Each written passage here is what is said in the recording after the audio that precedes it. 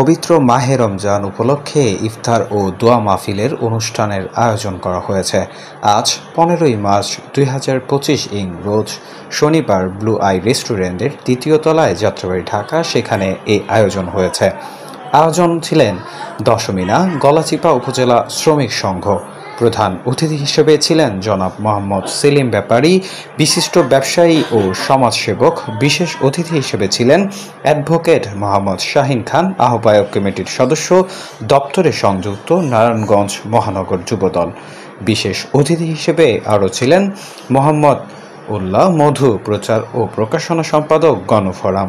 সভাপতি হিসেবে ছিলেন মোহাম্মদ আনিসুর রহমান, সভাপতি দশমিনা উপজেলা শ্রমিক ফাউন্ডেশন ঢাকা। পরিচালনায় ছিলেন মোহাম্মদ সেলিম হাওলাদার, সাধারণ সম্পাদক ভারপ্রাপ্ত, দশমিনা উপজেলা শ্রমিক ফাউন্ডেশন। আরও উপস্থিত ছিলেন দশমিনা গলাচিপার সর্বস্তরের জনগণ। আজকে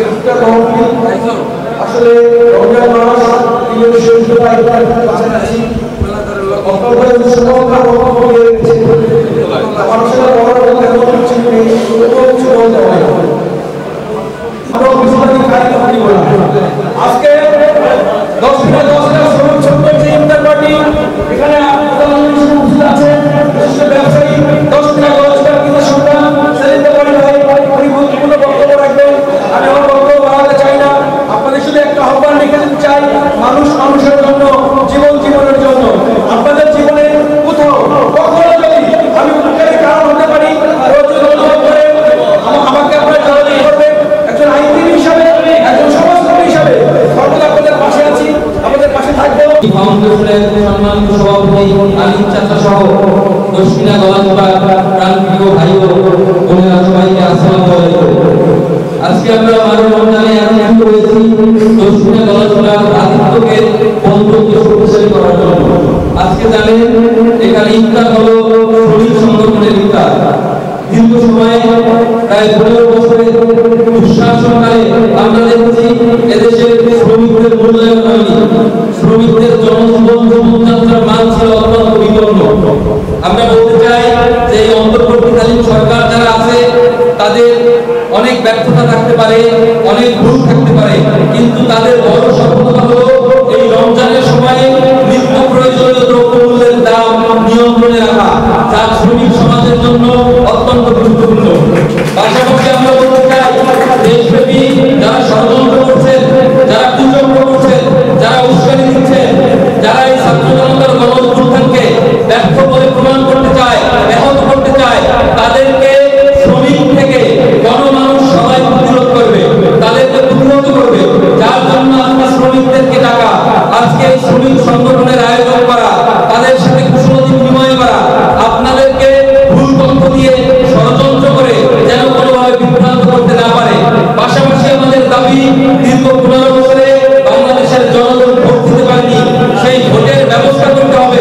এই অন্তর্বর্তীকালীন সরকার বিশ্বনন্দিত ডক্টর মোহাম্মদ ইউনূস সরকারের কাছে সমগ্র জনগণ সহ আমাদের সকলের দাবি, দেশের সুশৃঙ্খলা, স্থিতিশীল এবং শান্তি বিরাজ করার জন্য, জনগণের শান্তি ফেরানোর জন্য আপনারা সুস্পষ্ট নির্বাচনের রোডম্যাপ ঘোষণা করুন এবং জনগণের ভোটাধিকারের মাধ্যমে জনগণের সরকার প্রতিষ্ঠিত হলে দেশের শান্তি সুশৃঙ্খলা ফিরে আসবে।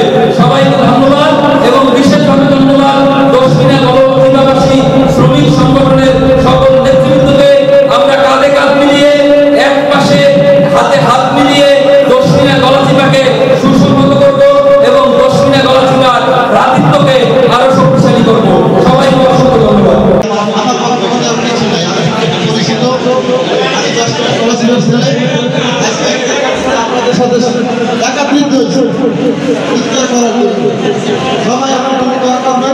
আগামীতে ইনশাআল্লাহ অনেক বক্তব্য আছে, অনেক কিছু আছে, অনেক কিছু বলা যাবে। আমরা এত ইনশাআল্লাহ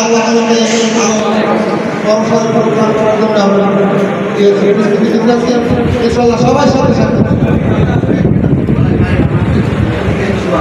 দৈনিক আজকের বাংলা .net